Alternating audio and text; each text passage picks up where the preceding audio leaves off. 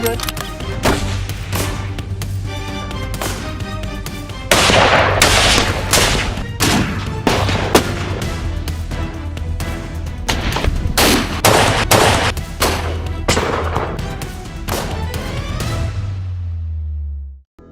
Deep in the remote floodplains of the Sepik River in Papua New Guinea, far from modern development, crocodiles have risen into a devastating force against local communities.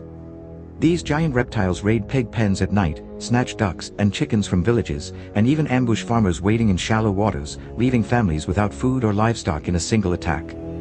Fishing canoes are overturned, children cannot bathe safely in the river, and vast taro and yam fields remain untended as irrigation channels have become deadly traps.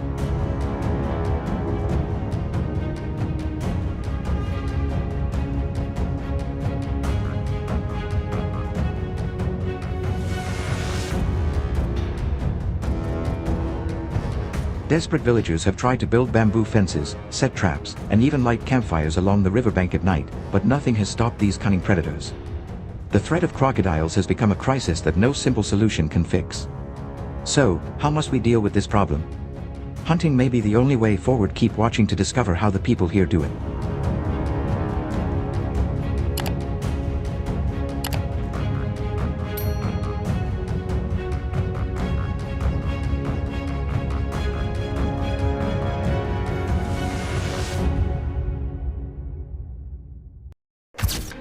Deep in Papua New Guinea's Sepik River, crocodiles lurk beneath the muddy waters, their scaly backs rising like drifting logs and their eyes glinting just above the surface. This ancient reptile is a master of camouflage, patiently waiting for hours before exploding into action. Crocodiles in this region are not small creatures. They can easily grow longer than 15 feet and weigh more than 1,000 pounds, with jaws capable of crushing bone in a single snap.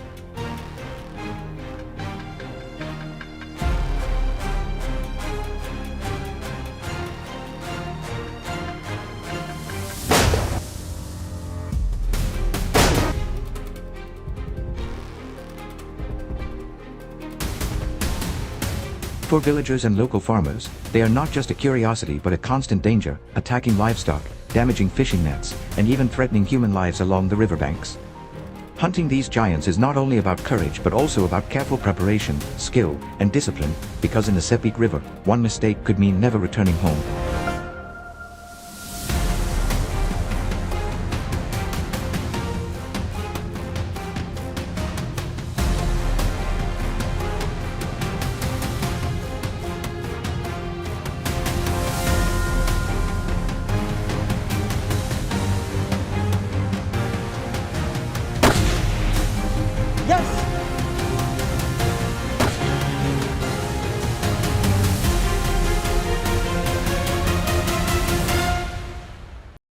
When it comes to firearms, hunters must carry the most reliable and powerful rifles.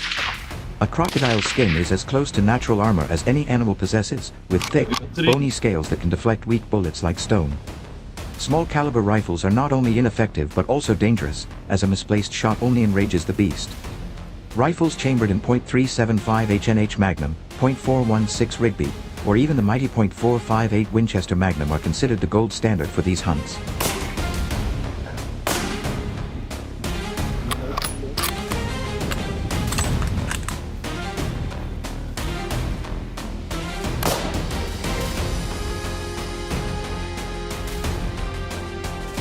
These calibers deliver destructive power, designed for large and dangerous game, ensuring that when the bullet strikes, it has enough force to punch through armor and reach vital organs.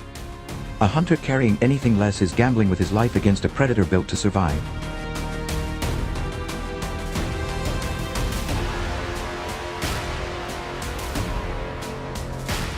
They forgot about it. Reload it.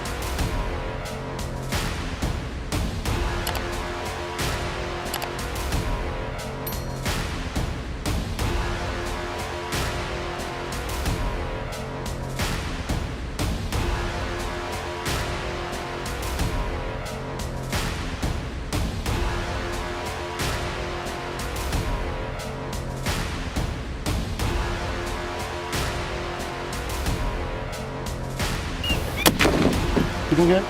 Keep him good.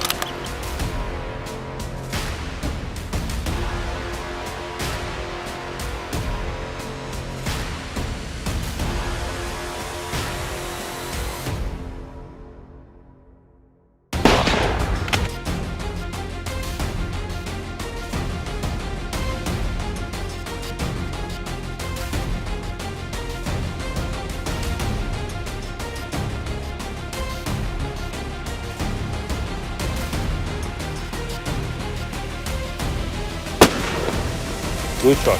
Just wait. He's a bow. Unbelievable. However, shot placement is the ultimate test of skill. A hunter may carry the largest rifle in the world, but if the bullet does not strike the right spot, it may not matter. The brain and spinal cord are the most effective targets, but they are extremely small and well protected, requiring accuracy under pressure.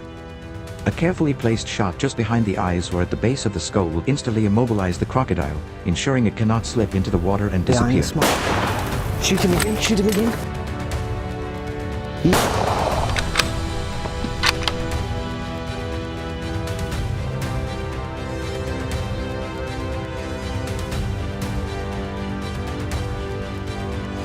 A misplaced body shot may wound the reptile, but it could still thrash violently or retreat underwater, leaving only bubbles and blood in its wake.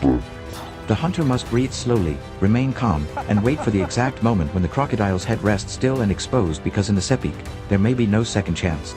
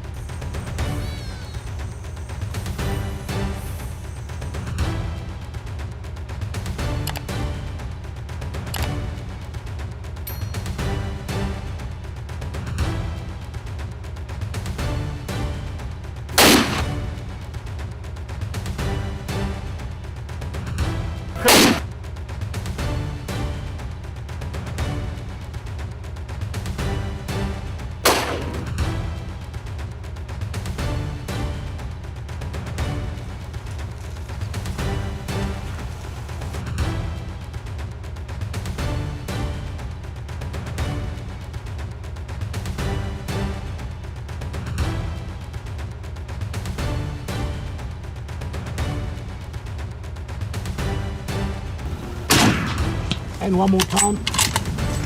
Just go in the neck. Oh, fuck, mate, well done. That's huge pressure.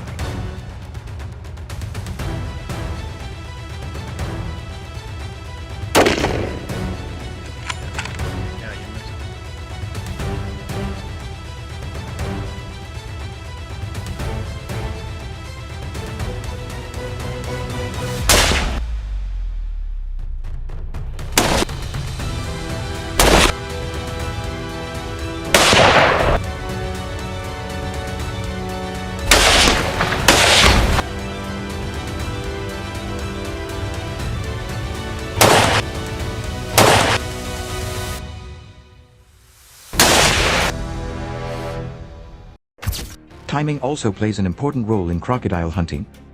These reptiles are often targeted at dawn or dusk, when they rise from the water to bask on the riverbank or float lazily on the surface, soaking in the fading light.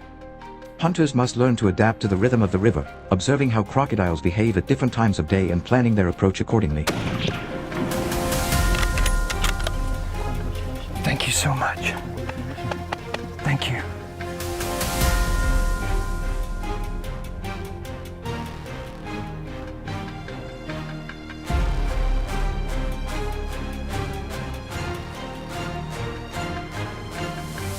Stalking requires patience and silence. Every step, every movement must be intentional. In the dense, humid environment of the Sepik River, crocodiles are attuned to every vibration in the water, every ripple along the bank. A single splash or one careless paddle stroke can send a massive crocodile gliding silently into the depths, leaving hunters only with disappointment and an even longer wait.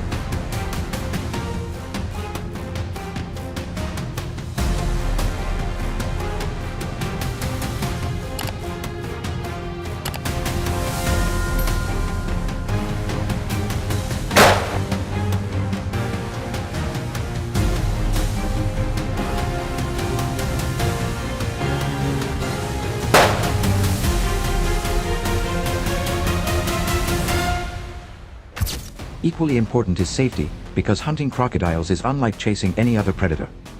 These reptiles are not only deadly in the water but also terrifyingly fast on land.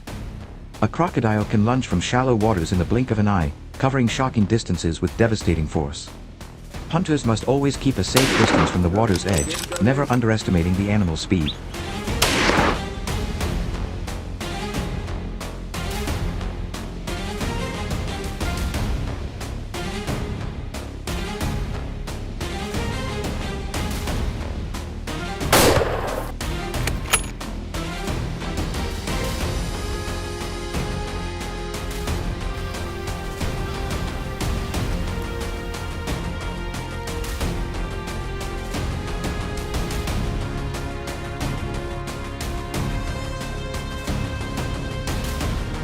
Backup shooters are vital, ready to fire a second shot if the first doesn't anchor the crocodile. Boats provide mobility and protection, but even from the deck, a thrashing tail or sudden surge can overturn the vessel. Every member of the hunting party must remain alert, because complacency in crocodile country is a deadly mistake.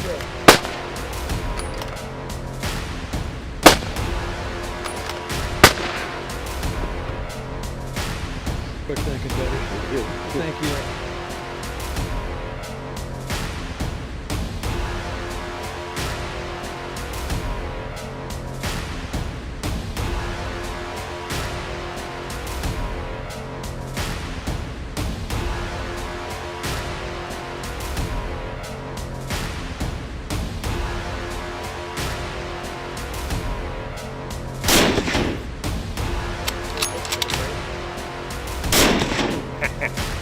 Thank you, Russ.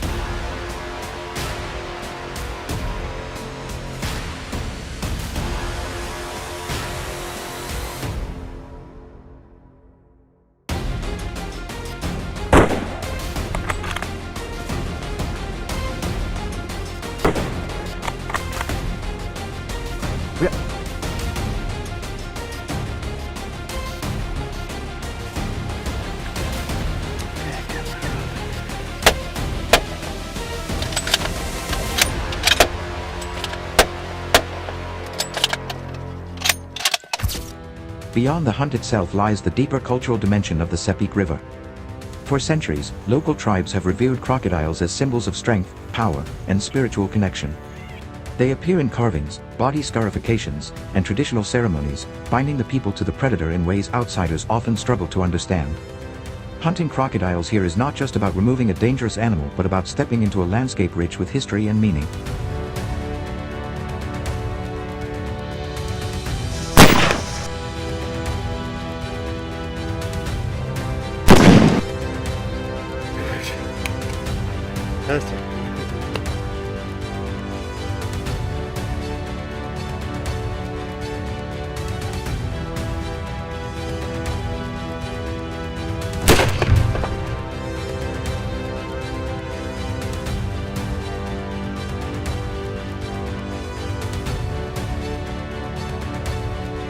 Could you steady your hands and focus on that one perfect shot, knowing the line between success and failure is no wider than a coin? Share your thoughts in the comments below. Your voice is vital in this conversation. And if you enjoyed this glimpse into the world of crocodiles, be sure to like this video and subscribe to the channel for more thrilling adventures into the world's most dangerous hunts.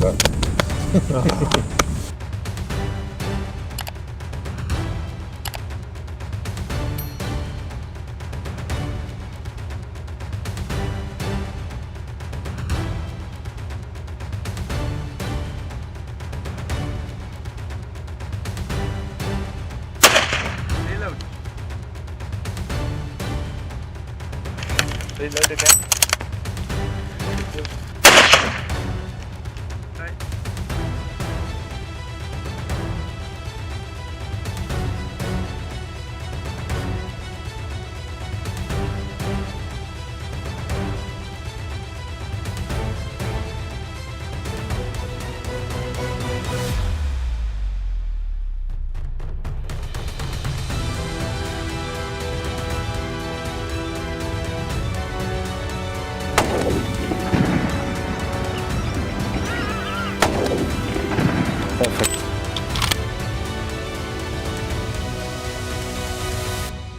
We got him. Once considered untouchable kings of the savannah, rhinoceroses have become an alarming presence in the heart of South African towns. With their massive bodies, thick armor-like skin, and horns sharp enough to pierce metal, these giants now pose a very real danger to human life.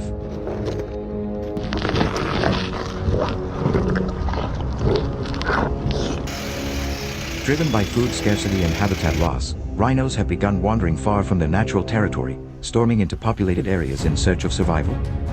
What was once a rare sighting has turned into a terrifying pattern: vehicles overturned, fences smashed, and entire neighborhoods paralyzed with fear as these powerful beasts charge through city streets.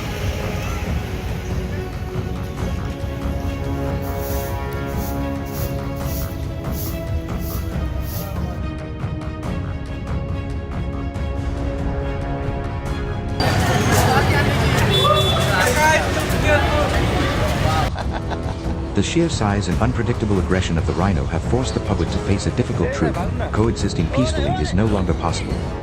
Growing public concern and repeated incidents eventually pushed the South African government to take action, approving regulated rhino hunts to prevent further destruction and protect civilians.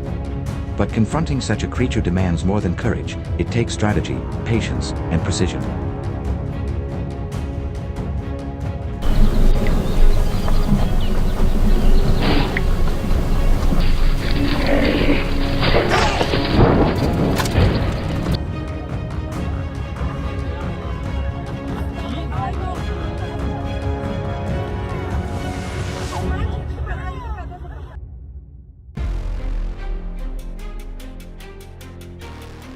So what exactly does it take to outsmart a 5,000-pound powerhouse in the wild? What tactics do hunters rely on to safely bring down one of nature's most formidable animals? Let's explore that journey together, right after this.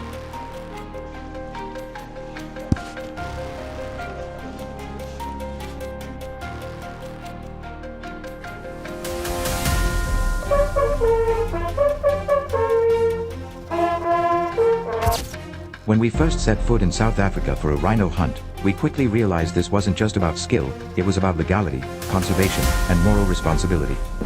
Unlike in many countries, you can't simply show up with a rifle and track a rhino.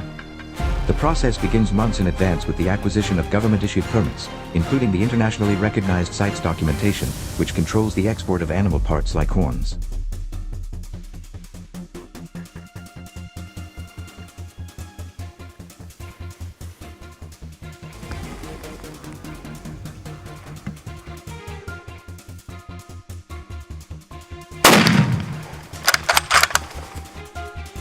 Each hunt is limited to specific rhinos, usually older, non-breeding white males, selected by conservationists to minimize impact on the gene pool.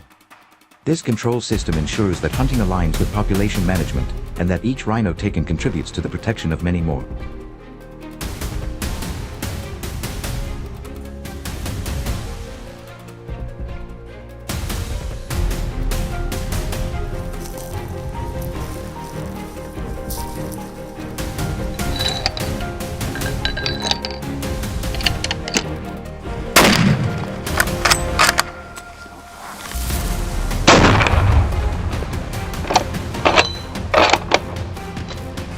Good. Perfect. Perfect.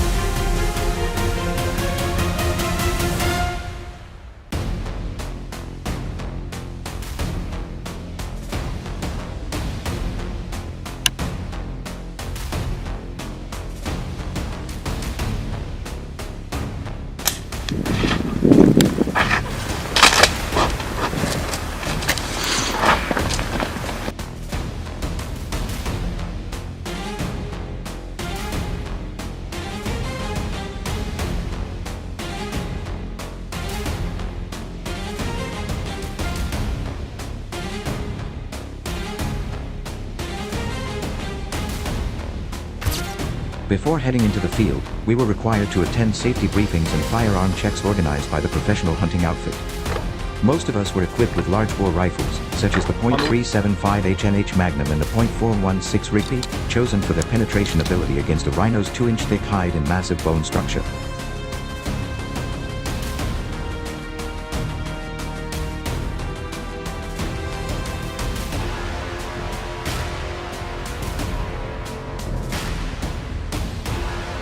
We practice shot placement religiously, aiming for the heart-lung area just behind the front shoulder, because anything less than a vital shot could lead to hours of dangerous tracking. Our guide emphasized that ethical hunting means taking only clean shots, and in rhino hunting, that means getting close, often within 30 to 50 yards, for the most humane result.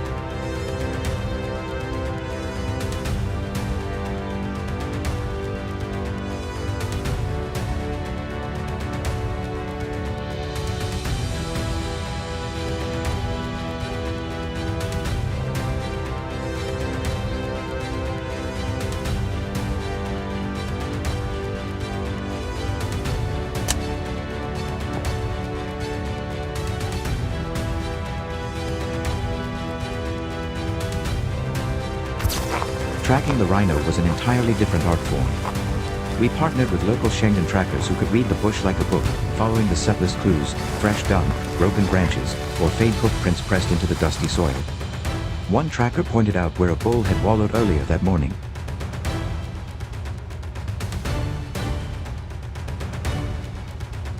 After 4 hours of slow, methodical movement, we finally spotted the rhino partially obscured by thorn bush. At 40 yards, it lifted its head, sniffed the air, and took a step toward us. I steadied my rifle, exhaled slowly, and fired. The first shot struck clean through the shoulder, and the animal staggered. A second round from our backup shooter ensured it went down fast, no suffering, no chaos. It was a silent, respectful end.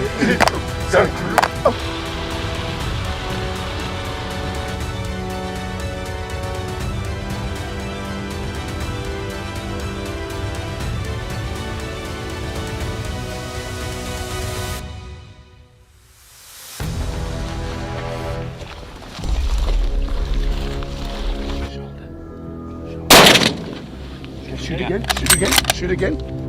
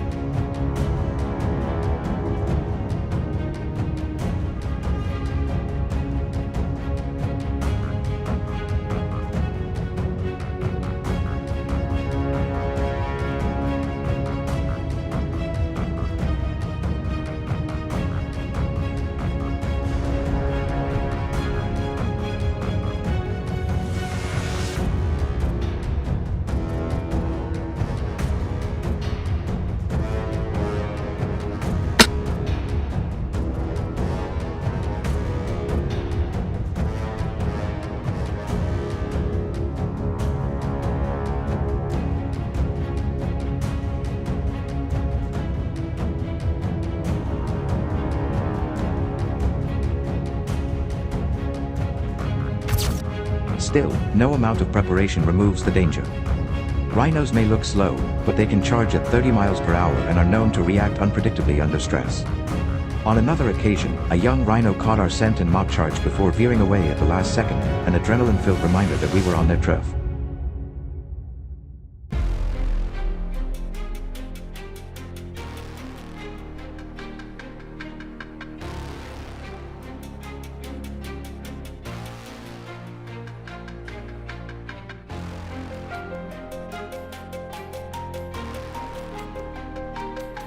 Even experienced hunters admit that rhino behavior is hard to predict, especially in thick bushveld where visibility drops. And let's not forget the emotional weight. Facing a creature so iconic, knowing its global conservation status, demands a mindset far removed from ordinary trophy hunting.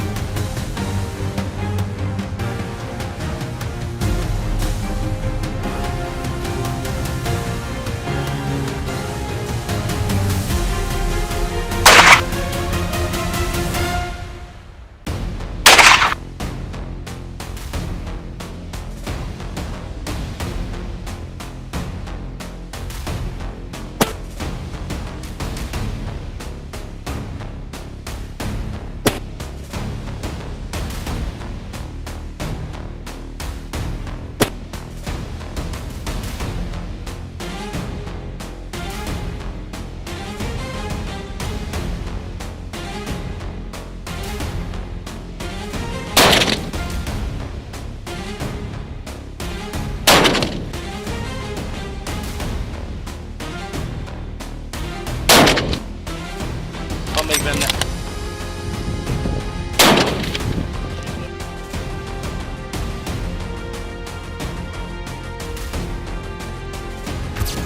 Yet it's through this process that we've developed more than just skill, we've gained perspective. Every licensed hunt funds ranger salaries, buys anti-poaching drones, and supports veterinary services for orphaned calves. In 2022 alone, trophy hunting in South Africa generated over $250 million, with a significant portion allocated to wildlife preservation.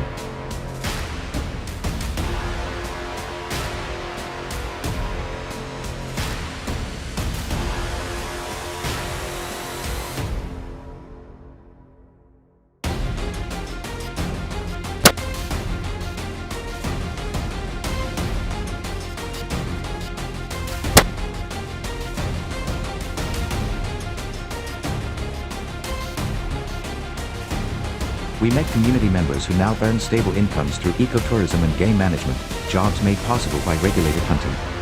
Our guide told us of a reserve that had to sell off surplus rhinos or risk starvation due to overpopulation. In such cases, hunting becomes not only necessary but beneficial to the herd's survival.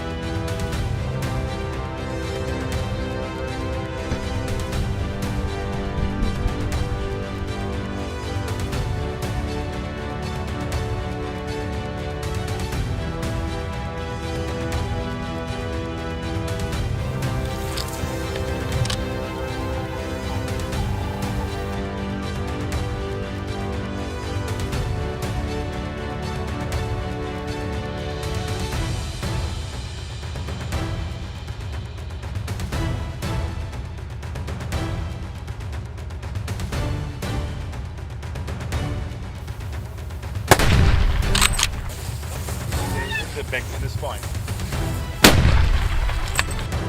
As winter blankets the forests of Idaho, something more than just snowfall stirs beneath the trees. The state's lynx hunting season begins. This isn't a random tradition, but a calculated response to a rising threat.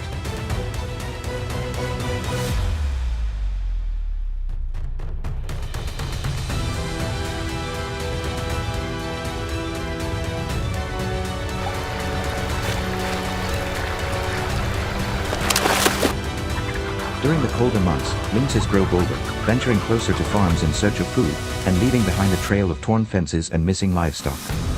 Across the U.S., the damage from these attacks has become a serious concern for ranchers, with thousands of dollars lost each year to this elusive predator.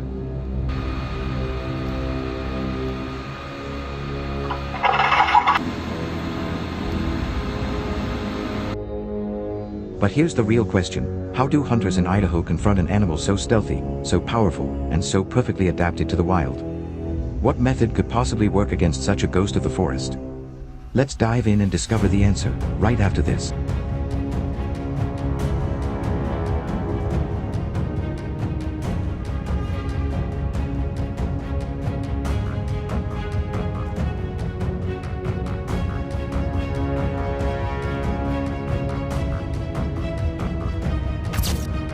In the cold grip of Idaho's winter, a unique hunting challenge emerges: rifle hunting bobcats.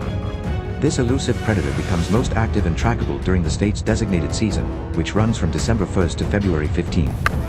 Snow transforms the rugged landscape into a readable map, revealing fresh paw prints and movement patterns.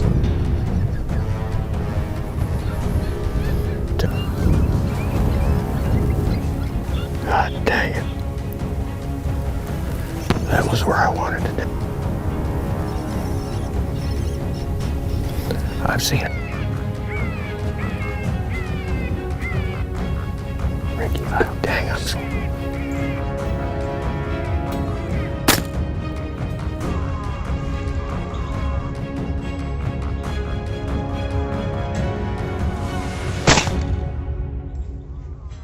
Cow. Yep, too low. Well, 20 yards. Could you imagine how teed off you would have been? Yeah. For rifle hunters, this seasonal window is more than just legal, it's tactical. The cold sharpens senses, both of the hunter and the hunted, setting the stage for a high-stakes pursuit where patience and precision reign.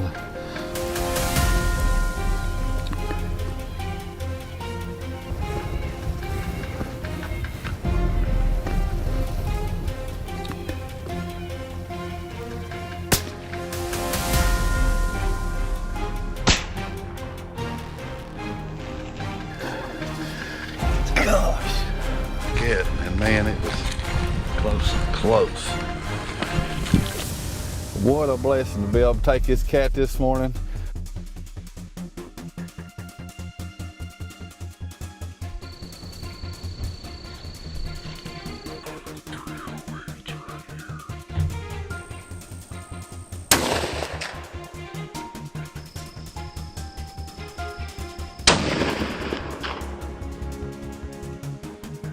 There's the bobcat right there, if y'all can see it. It's hard to see. Grab him.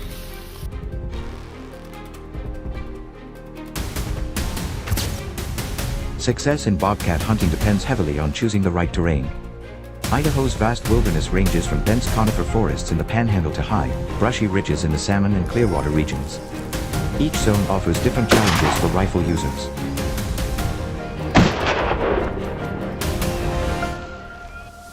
Yes. Ooh, baby. Man, big male, I'll bet. Look at this! Oh my gosh! Anywhere in the United States, I've killed some big Colorado cats.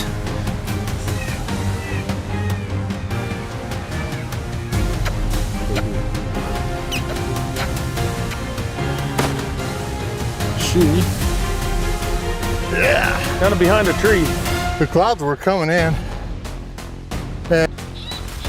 In southwestern Idaho, open foothills and sagebrush flats create perfect sightlines for long shots, while wooded slopes in the central mountains demand stealth and careful positioning. No matter the region, hunters look for natural corridors, rivers, rocky draws, or game trails, where bobcats are most likely to travel and hunt.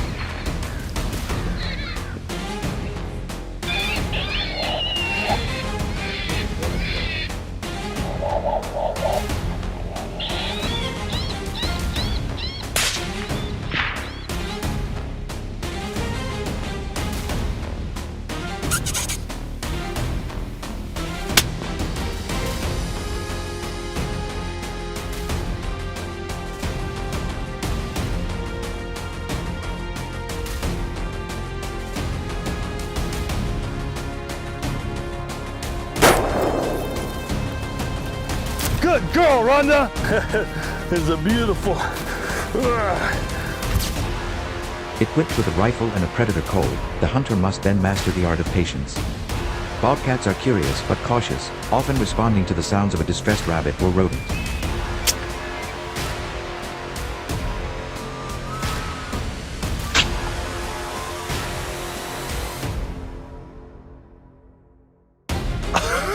First one, first bucket truck. Winter time, it's deer hunting.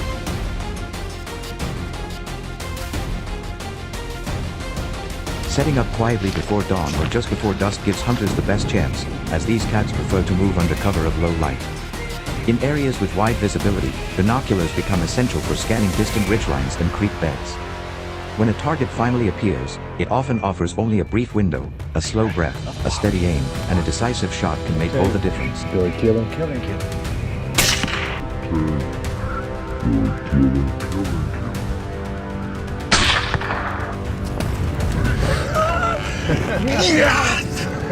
It was epic. We caught another big old bobcat out. They don't knot it up in the bush. It's like they caught in a trap before or something.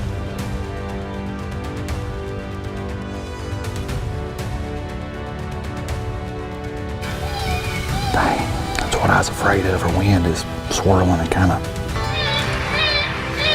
Hey, Jeff, right out here in front of us.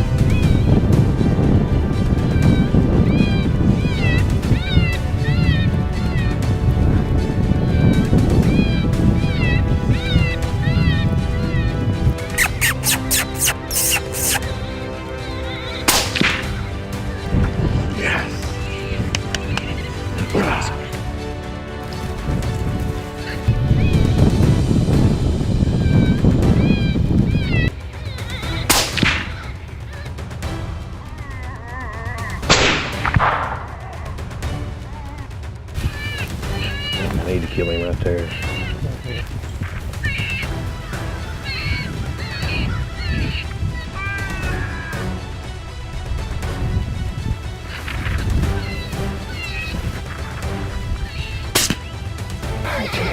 That sucker right there snuck in on us, didn't he? Oh man. Thank you, Jim. What do you think is the best bobcat sound ever recorded? But even with good strategy, Idaho's terrain doesn't make it easy. Steep hills, heavy snowfall, and remote access points turn every hunt into a physical test. Bobcats, despite their size, seem to vanish into the landscape with We're ease. with Mike and Choked up, growed over evergreen patch. I got this spot that's just solid cedars and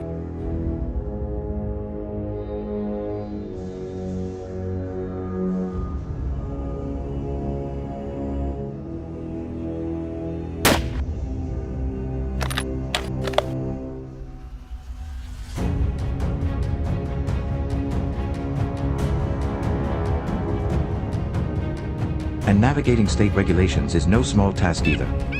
Hunters must purchase a fur-bearer tag, follow unit-specific rules, and check in each harvested pelt within 10 days. The reward is there for those who prepare, but it's earned, not given.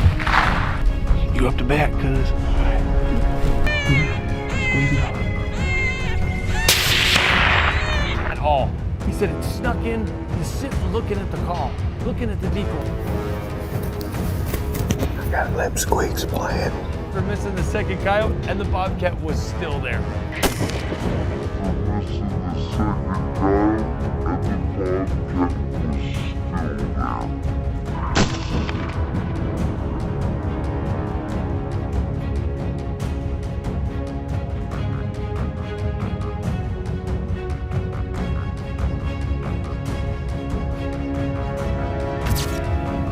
Rifles offer distinct advantages in this pursuit. Their range allows hunters to cover ground visually rather than physically, engaging targets across open draws or elevated ridges. Some woodpecker here. I think he piled up right there at the base of that tree right there, David.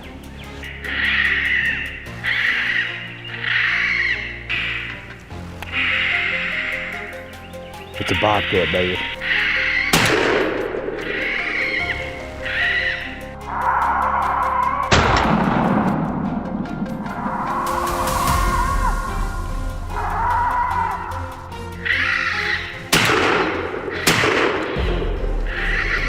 Asked me if I was going to bring my shotgun down here in case I need to. I'm pretty sure it's damn. Couldn't hardly.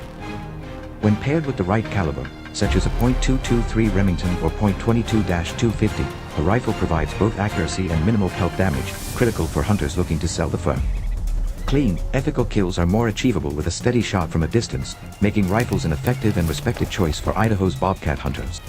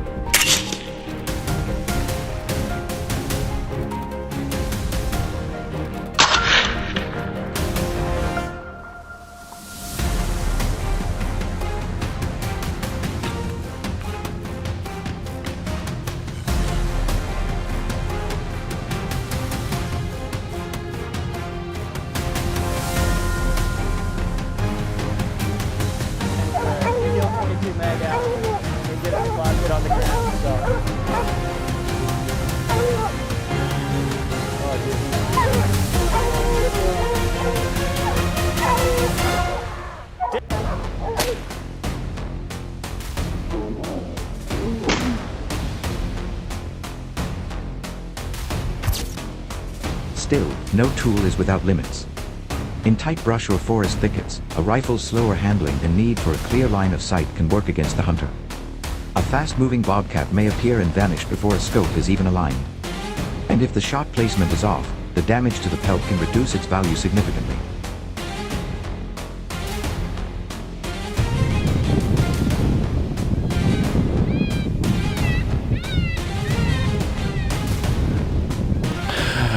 I really thought that coyote was too far. I think, you know, it worked out great for the camera because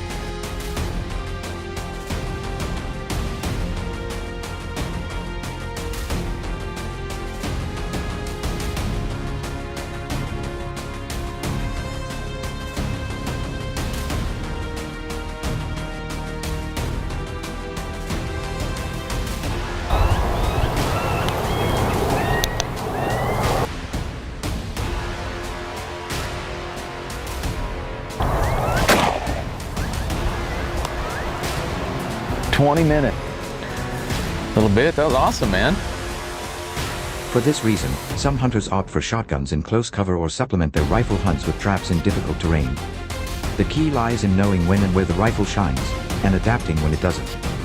What's your opinion on this hunting approach? Let us know in the comments. And if you found this interesting, don't forget to like and subscribe to stay updated.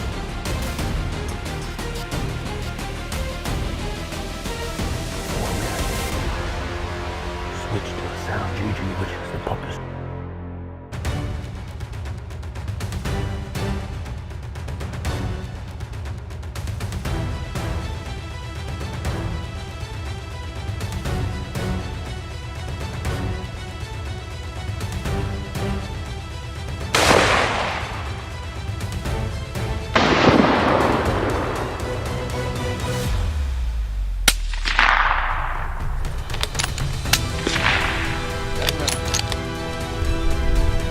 Some of that was, we tried to